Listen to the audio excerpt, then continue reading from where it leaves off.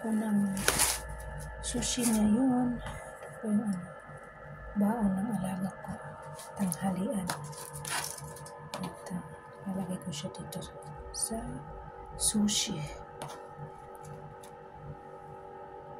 Diyan ang pipino, avocado.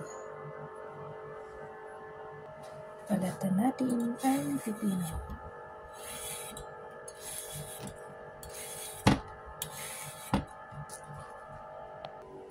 Hiwain ang pipino. Nahiwa ko na siya.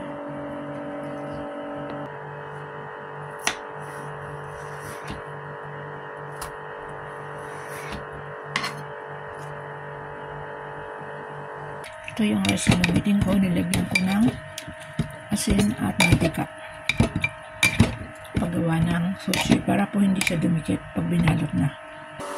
Avocado guys. Mix ko sa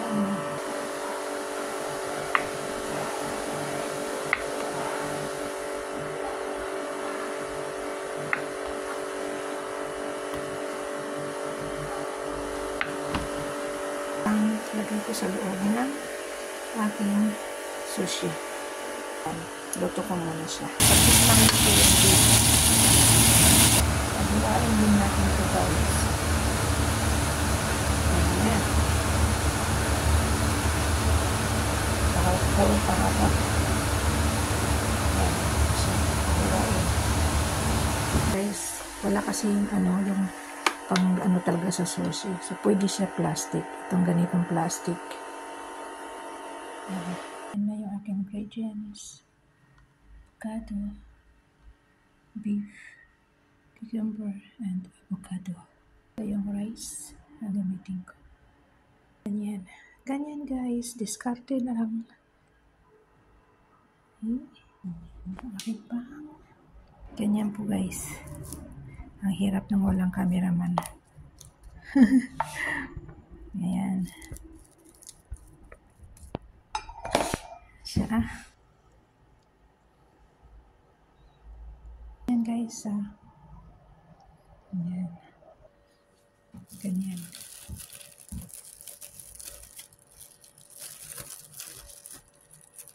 Oops. Medyo siya igagalong guys. Malaki siya ngayon. I-press niyo siya dahil imumog niyo siya tabalik kasi para siya mabuo. Tigas ba? Yan niya siya guys. Ayan. Yung finished products ko. Hiwain pa natin. Hiwain. Gilid sa gilid.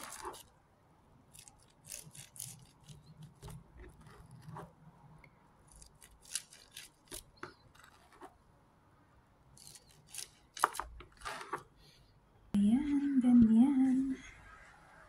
Diba? Ang ganda. Guys, yung aking sushi. Baon na ni Madam. Baon ni Madam yan.